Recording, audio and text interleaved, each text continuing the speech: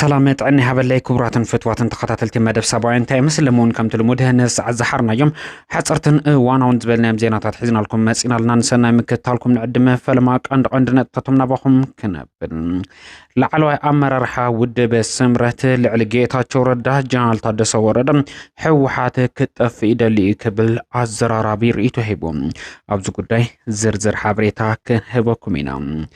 بريزيدنت كل الصومالي زخونة مصطفى محمد عمر قدما منستر دكتور أبي حمد كاليني مكرلم قدمنا عيم إلا يقن إيتوبيا كتفرس يا كبل دما عزرارا بريتو هيبولم أبزو قداون زرزر حابريتاك هلون لايوم بخالي وغن قدما منستر دكتور أبي حمد مثل علو تعزز سراويت مكل خال إيتوبيا وزقابرو صانحيتن قرمي أبا سمينا وكفال اتهاجر كوينات مولعنا صمدو كنفرسو يقبع قبل عزرارا بريتو هيبولم زرزرم كسمعكم كابزي بيت وساخي لو عند الزيت سمعوا صبصبات بيزنس ملكات زرزر حبريتاون ابا مدلاونا كترغبو يخم لايك كومنت شير سبسكرايب ندغوركم نمدلاونا كتكتاتلو بتحتنا نعدم ناب زرزر زيناتات كنسكركم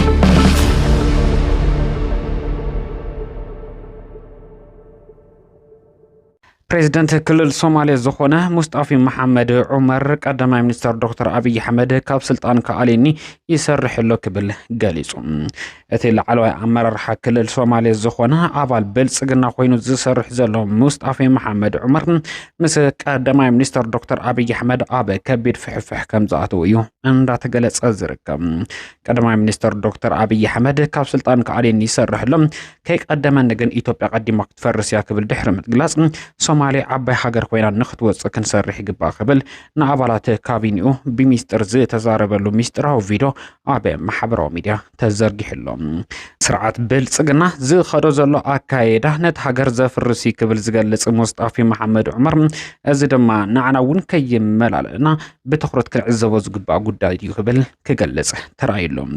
ابز عمت مرصا نمكياد سرعات بلصقنا ينقساسلو مستزل هلو كنتاتن ترغن مرصا ناي مغبار عدلو ازيو صبيبي كبل زغلص مصطفى محمد عمر كنتات ايتوبيا ناب مفراس غصا كبل يملاختم سلازي نزع عدل زي تابليصنا الصومالي هاجر نمغبار انغبرو منقسقاس اطنكرنا كنقصل يغبا كبل زطقسم مصطفى محمد عمر ابز غداي سرعت بلصقنا كيقدمنا كنقدمو يغبا كبل ون ملوكتو كحلف يرا برغص قدماي منستر دكتور ابي حمد دحر مرصم نعي كاب سلطان نملاك سرحي كبل زغلص انتخون قدم زمخان ايتوبيا تفرسلو بايتا يسفح سلازلم نزع عدل زي تابليصنا حجر نخون له عدل نمفتر حزبنا كابزي حدغኛ زخونه كنتات كندحن كنسرح يغبا خبل بميستر زحلفو ملختم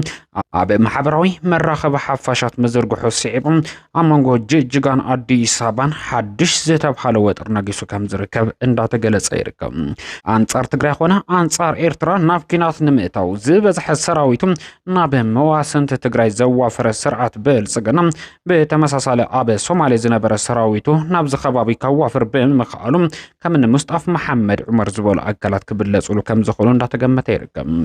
قدما منستر دكتور أبي حمد تمالين لعلوت عززتي سراويت مكلخال إيتوبيا أبي وانا كتما كل الأورما زخونة آدم رخيبو كم زرارفهم زي تقلص انتقون صمدو كفرس لو كبل تئزاز كم زحبه يستقلص صمدو نهلون انا ابز حزوان ابي كبير حدقاتي نيركب كبل زقلص قدما منستر دكتور أبي حمد انتس بزته انتس ببوليتيكاو قمر ازي ودا بزك فرس لو كبل يقلص امونغو ايرترا امحران تግራይን ተፈጢሩ ዘሎ ጽምዶ ንስርዓት ብልጽግና ሓደጋ ህልውና ከም ዝፈጠረዩ ተቀዳማ ሚኒስተር ንላዕሎት አዘዝቲ ሰራዊት ምክልኻል ኢትዮጵያ ኣብ ህልው ኩነታት አመልኪቱ ኣብ ዘሃቦ ስፍሕ ዝበለ መብርሂ ዝጠቅስ ስለዚህ ብል ቀዳማ ሚኒስተር ዶክተር አብይ አህመድ ህልውናና ወሕስ ጌርና ኦሮሞ ኣብ ስልጣን ክጸንሕ እንተ ኮይኑ ቀድሚ ኣብ ሰሜናዊ ክፋል ሃገርና ኩናት ምውላዕና ጽምዶ ንኽፈርስ እንተስ ብፖለቲካዊ ሽርሕ እንተስ ብዲፕሎማስን ዘተን ክንሰርሕ ይግባእ ክብል ይጠቅስ ቀድሚ ሒደት ሰሙናት ምዝ ጉዳይ ተታሒዙ ኣብ ዝወጽእ ሓበሬታ ቀዳማይ ሚኒስተር ዶክተር አብይ አህመድ ናብ ሕብራት ዓረብ ኤምሬትስ ብምምራሕ ኣብ ሰሜናዊ ክፋል እቲ ሃገር ዘሎ ሓድሽ ጥምሪ ጥምረት ከቢድ ስጋት ከም ዝፈጠረሉ ምስ መርሕቲ ሕቡራት ዓረብ ኤምሬትስ ድሕር መምካር ኣብ ዝሕዚ እዋን ኩናት ምውላዕ ማለት ነቲ ስርዓት ከቢድ ናይ ህልውና ሓደጋ ክፈጥር ከም ዝኽእል ብምእማን ምስ ኤርትራ ብዘተ ምስ ትግራይ ድማ ፖለቲካዊ ሽርሒ ፍሒዝካ ንጉጅለ ፋኖ ፈሊኻ ንምውቃዕ ዝዓለመ ሓደገኛ ትልሚ ሒዙ ከም ዝተመለሰ ብሰፊሑ ኣብቲ እዋን ዝወፁ ዝነበሩ ሓበሬታታት ከመላክቱ ጸኒሖም እዮም ናይ ዝመርአያ ይመስልውን ቀዳማይ ሚኒስትር ዶክተር አብይ አሕመድ ኣብ ህሉ ኩነታት ኣመልኪቱም ንላዕሎት ኣዘዝቲ ሰራዊት ምክልኻል ኢትዮጵያ ስፍሕ ዝበለ መብርሂ ኣብ ዝሓበል እዋን ጽምዶን ከይፈረሰ ኩናት ምውላዕ ንህልውናና ሓደጋ ይክብል ዝገለጸ ልዕሊ ጌታቸው ረዳ ኣብ ምፍራስ ሕወሓት ዝለዓለ ድሌት ዘለዎ ሌተናል ጀነራል ታደሰ ወረደ ይክብል ኣባል ውድብ ስምረት ዝኾነ ጣዕማ ዓረዶም ገሊጹ ጣዕማ ዓረዶም ጌታቸው ረዳ ኣብ ምፍራስ ሕወሓት ኮነ ለውጢ ኣብ ምምጻእ ድኹም ነይሩ ክብል ዝገለጸ እንትኸውን ይኹን እምበር ልዕሊ ጌታቸው ረዳ ኣብ ምፍራስ ውድብ ሕወሓት ኮነ ሓድሽ ለውጢ ኣብ ምምጻእ ዝለዓለ ድሌት ዝነበሮ ሌተናል ጀነራል ታደሰ ወረደ ጌታቸው ረዳ ነቲ ዕላማ ክዕውት ብዘይምኽኣሉ ብሽርሒ ነቲ ስልጣን ተቆጻጺሩ ክብል ርኢቱ ክህብ ተራእዩሎም ኣይተ ጌታቸው ረዳ ሕወሓት ንምፍራስ ኣብ ትግራይ ሓድሽ ለውጢ ንምምጻእ ዝዓለመ ሰፊሕ ዕላማ ሒዝና ኣብ እንንቀሳቐሰሉ እዋን ኣብ ኣኼባታት ሓደሽቲ ውሳነታት ቀጻሊ ኣንፈታት ነፂርና እንተወጻለ ብዝተፈላለየ መንገዲ እቲ ጉዳይ ንኽፈሽል ብዝግበር ሽምግልና ኣይተ ጌታቸው ረዳ ነቲ ዝተጀመረ ለውጢ ናይ ምምጻእ መንገድን ስርዓት ሕወሓት ናይ ምጥፋእ ትልሚ ኣፍሺልዎ ክብል ርኢቱ ክህብ ተራእዩሎም ይኹን እምበር ኣብዚ ምፍራስ ሕወሓት ኮነ ሓድሽ ለውጢ ኣብ ምምጻእ ዝለዓለ ድሌት ዝነበሮ ሌተናል ጀነራል ታደሰ ወረደ ነዚ ዕላማ እዚ ንምዕዋት ምስ ጌታቸው ረዳ ተናቢቡ ይሰርሕ ዋላ እኳ እንተነበረ ጌታቸው ረዳ ኣብ ኣኼባት ዝተወሰኑ ውሳነታት ኣብ ምትግባር ዘርኢ ዝነበረ ዝሑል ምንቅስቓስ ንሌተናል ጀነራል ታደሰ ወረደ ዘቆጥዖ እንትኸውን ድሕረ ንጌታቸው ረዳ ካብ ስልጣን ንምእላይ ሽርሒ ፍሒሱ እታ ዝደለያ ስልጣን እውን ተቆጻጺርዋ ክብል ጣዕመ ዓረዶም ዝገልጽ ወደ ወረደ ካብ መጀመሪያው መጀመሪያ ጌታ ታደሰ ልዕሊ ጌታቸው ለውጥ ይደል ነይሩ ላፍቱ ባክ ሂስትሪ እንመለስ እምበር እሺ አሕፀረ ብላ ልዕሊ ጌታቸው ንሕወሓት ክትፈርስ ይደል ነይሩ ሕወሓት ሪፎርም ትገብር ይደል ነይሩ ገና ለውጥ ኃይል ነይሩ ይኻተና ኣብ ትግራይ ሓድሽ ተሰራፋታት ሓድሽ መንገድታት ክትከሉ ዝተቃለሰ ሰብ መጀመሪያ ልከላ ማዕዝ ተገልበጠ ማዕዝ መስይልካ ታደሰ በጣም ጥንክር ይልቃለስ ጥንክር ይልኸይድሞ ጌታቸው ይሽምገል በጳጳሳት من حسب باباسات يوم أنا زولو ناي حوحات كادرات يوم توم باباسات قال يوم نصوم أجيتها ناخدو مسكلنا سالم جزعنا جورو بيزا خناولو ناي متعز بحالو زي public diplomacy بحالو سبعة اللو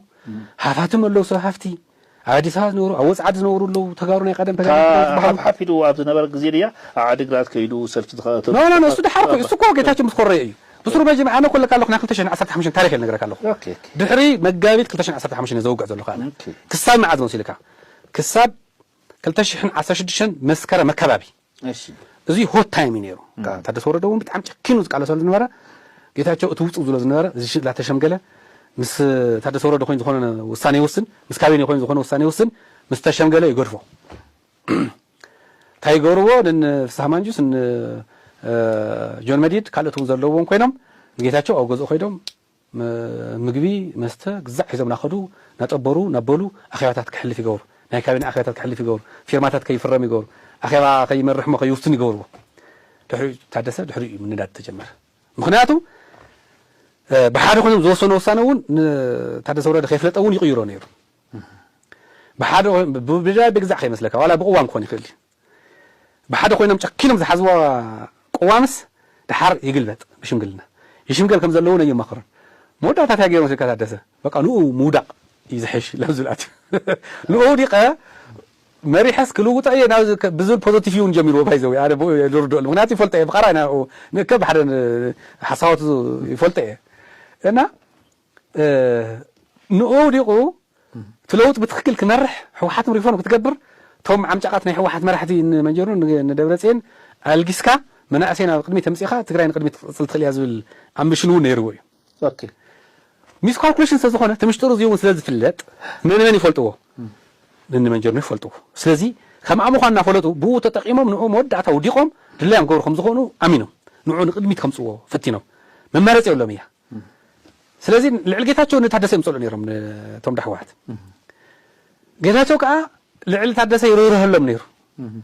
ማለትስ በቃ ሓሊሎም ገለ ፋይናሊ በጣም ማርጽ ኮይኑ ሞት ታደሰ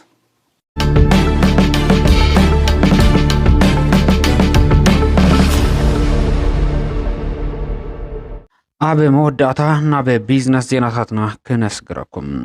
ዋዜማ ሬድዮ ኣብ ትግራይ ብዘጋጠመ ሕፅረት ጥረ ገንዘብ ምክንያት ኤቲኤምታት ስርሕን ጠጠው ካብ ዘብላ ሰሙናት ከም ዝሓለፈ ገሊጹ ዋዜማ ሬድዮ ነቲ ኣብ ሰሜናዊ ክፋል እቲ ሃገር አንጽላሊ ዘሎ ደበና ኩናት ስዒቡ ኣብ ትግራይ ሕፅረት ጥረ ገንዘብ ከም ዘጋጠመ ዝገልጽ እንትኸውን ህዝቢ በቲ ዘሎ ከቢድ ዝተብሃለ ሕፅረት ጥረ ገንዘብ ኣብ ከቢድ ማሕበረ ቁጠባዊ ቅልውላው ከም ዝወደቀ እዩ ዝገልጽ ብፍላይ ድማ ንተገልገልቲ ቁልጡፍን ምቹውን ግልጋሎት ብምሃብ ዝፍለጣ ኤቲኤምታት ኣብ ትግራይ ብዘሎ ሕፅረት ጥረ ገንዘብ ምክንያት ግልጋሎት ንምሃብ ጠጠው ካብ ዘብላ መዓልታት ከም ዝተቆፀረ እዩ ዋዜማ ሬድዮ ዝጠቅስ ገለገለ ባንክታት ካብ ዕለታዊ ኣታዊን ዝረኽቦ ዝተወሰነ ጥረ ገንዘብ ነተገልገልቲ ውስን ጥረ ገንዘብ ንምሃብ ዋላ እኳ ተፈትኖም ነቲ ዘሎ ከቢድ ዝተብሃለ ማሕበረ ቁጠባዊ ቅልውላው እዚ ዝበሃል ለውጢ ከምፅእ ይኽእልን ካብዚ ብተወሳኺ ናብ ሰራሕተኛታት መንግስቲ በብወርሑ ዝለኣኽ በጀት እውን ጠጠው ምስ ምባሉ ተተሓሒዙ ኣብ ትግራይ ንዘሎ ከቢድ ማሕበረ ቁጠባዊ ቅልውላው የጋድድ ከም ዘሎ እዩ ዋዜማ ሬድዮ ኣብ ጸብጻቡ ዘመላኽት ፌደራል መንግስቲ በጀት ኮነ ጥረ ገንዘብ ናብ ትግራይ ከይኣቱ ካብ ምክልካል ብተወሳኺ ነዳዲ ንልዕሊ ሓደ ዓመት 1,000 ገደብ 1,000 ከዓ ሙሉእ ንሙሉእ ክቋረፅ ምግባሩ ስዒቡ እቲ ዘሎ ከቢድ ቁጠባዊ ቅልውላው እውን ናብ ዝለዓለ ደረጃ ክበፅሕ ከም ዝኽኣለ ዋዜማ ሬድዮ ንነበርቲ ከተማ መቐለ ከተማ ሽረን ኣኽሱምን ኣዘራሪቡ ኣብ ዝዘርግሖ ስፍሕ ዝበለ ሓበሬታ ጠቂሱሎ ኣብ መወዳእታ ናብ ሸርፊ ወፃኢ ተመን ክነስግረኩም ናይ ኣሜሪካ ዶላር ብ154.58 ተዓዲጉ ብ157.6 ናብ ዕዳጋ ከም ዝቀረበ ተገሊጹሎ